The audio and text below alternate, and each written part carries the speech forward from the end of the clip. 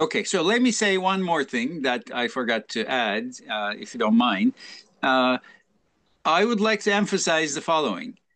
There is no single entity that we should accept as an authority or as a subject of sort called AI. That seems to be a common misconception. So, for example, in Turkey at the end of March 2024, there will be local elections, and that's considered very important for various reasons. And I read captions on newspapers of the sort. So AI predicts, person X to become the mayor of Istanbul at the next election. Now, it's not as if there is an authority called AI who is, making some chains of reasoning and coming up with this conclusion. It's just based on, whatever is written about this in newspapers and so forth. And if the texts that were written, that is, if human opinion was different on this issue, AI would give a different result. However, we are considering AI as if there is a single entity named AI. And okay, so what would AI say to this?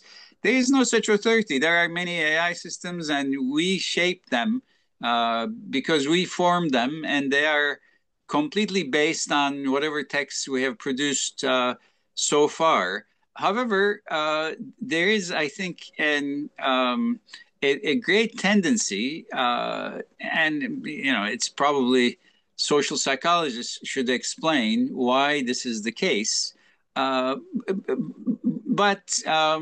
I think that would be one way in which the new AI systems would become even more common very rapidly.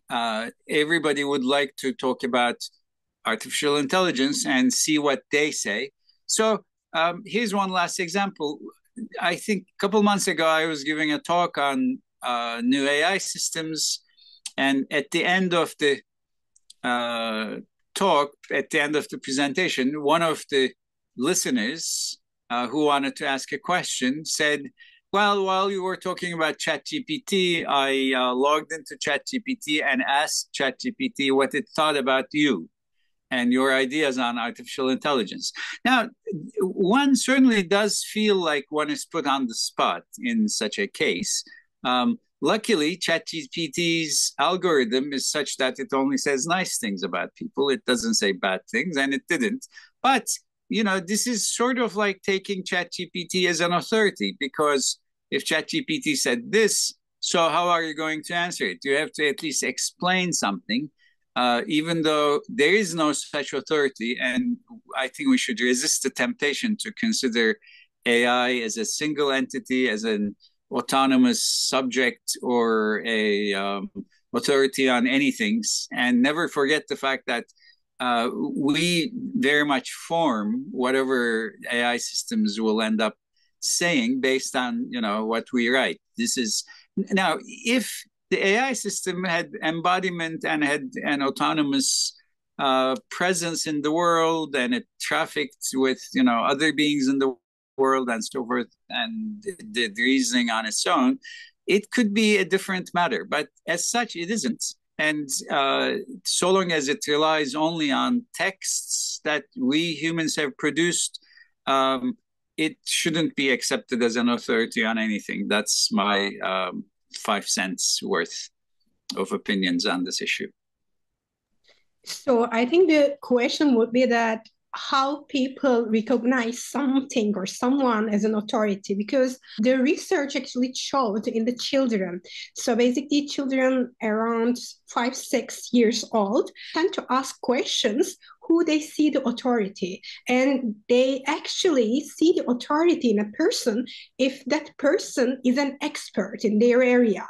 So it is like trial and errors. The child see that person answering the questions and has a charisma, directly tend to ask further questions to that person as an expert and tend to believe the answers the person gives.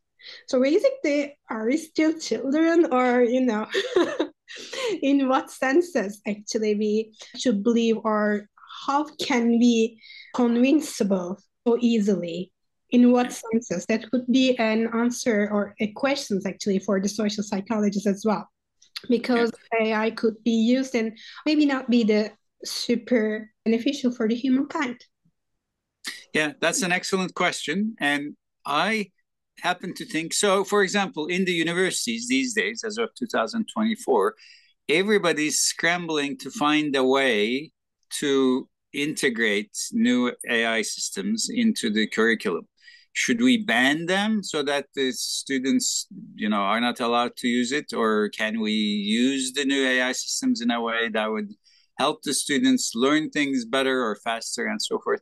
I think it's impossible to ban new technology. I mean, you can ban it, but it wouldn't have any effect. And, you ban it here and somewhere else it's not banned, and then it, continues to grow and so forth.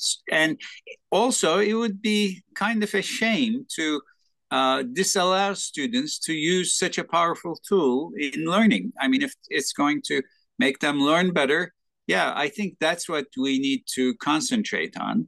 However, you ask for a short exam, take-home exam, or a paper or something, and then the answer comes out of ChatGPT, which is possible because you can, log into ChatGPT and get answers in 3 seconds. ChatGPT never says, "Oh, I'm too tired today. I already worked too much," or "I write this block.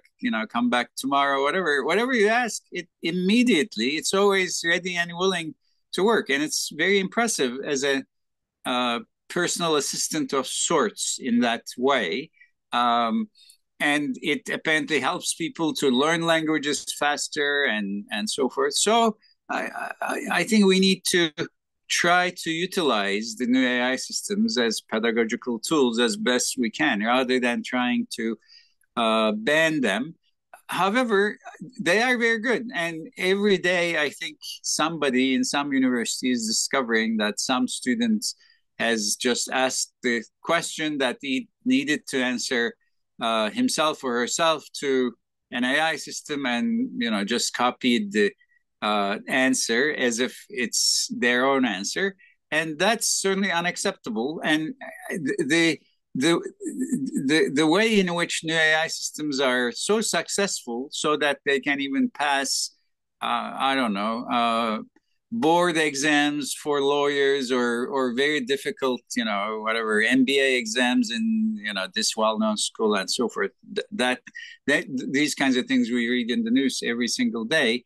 I think that makes people panic, and I think the reaction to, or the first idea of banning these systems altogether is a result of this panicky attitude. But we shouldn't give in to that. I think it's a very, very powerful tool. We should try to find ways to use it more effectively as pedagogical assistance, I think. So we talk about that AI can be a personal assistant and might actually help us have an easier daily life, as well as universities, for the judge, for the, psychotherapist, and also the doctors in the decision-making processes. Could be a useful tool. And one more question. Okay, we have our own decision-making processes and willpower. So one thing about anterior mid-cingulate cortex, if those systems, those smart assistants can make our life so easier, part of our brains, anterior mid-cingulate cortex, can shrink. So one way is actually do hard things, even though we don't want to do it anyway, because there is no hack, no life hack. So, for example, there are Navy SEALs, right? They are getting through very hard trainings, years and decades. And the strong mind, actually, we are not blessed with a strong mind. We do it, we develop our mind over the time. So if we use those kind of personal assistants, not only a human assistants, but the AI assistants, can it be harmful for our willpower? it might be shrink it or, decrease it? What do you think? Okay, so that's, of course, an interesting and difficult question. So you're saying that if we rely more and more on AI systems for decision making, then we don't have to make those decisions ourselves as much. And, perhaps because of lack of use, there will be neuronal death and, maybe parts of our brain that help us make decisions will shrink and will become more like mashed potato brain people. It's possible. You gave an example about the students and their homeworks. If you don't use that part, what will happen if you use all the homeworks, by using AI? What will happen? Yeah. I think it's, the scenario that you're depicting is possible, although I don't think it's inevitable. And I think it is something that we ought to try, to accomplish quite the opposite. Because if new AI is used as a tool, it can help us perhaps think about things we weren't able to think before, and make harder decisions and accomplish things that we were unable to do prior to having such a smart assistant. If we can use AI in that way, we can perhaps even strengthen our decision-making abilities rather than let them shrink and disappear. Although, if we take AI as an authority, and every time something is questioned, we say, okay, so let's see what AI thinks about this, and take that as the final words, and not exercise our minds at all. Yes, we might have some, cortical atrophy and lose our abilities in time. Although I think it's kind of up to us what to do with this new and very impressive and very unexpectedly emerging tool that AI has brought into our lives. Yeah, I remember the discussions back in 2006 or 7 about, when Facebook first emerged. So we were discussing that if it will be harmful for the image, our personal image, about ourselves, or as well as the other people, because when we start sharing our pictures and our lives, what we are doing daily, so we compare ourselves, and it actually affects self-perception, because our inner critics actually can be affected so much. So I think the discussions today, in 2024 about AI, it's much different than 56 when the, McCarthy's like print tests. So we are discussing different things than those times, and things are evolving, I would say. They certainly are. I agree with that completely. Yeah, thank you so much for your time. I really enjoyed it. Thank you. I did too. Hopefully see you in the next episodes. Okay. Bye-bye. See you soon.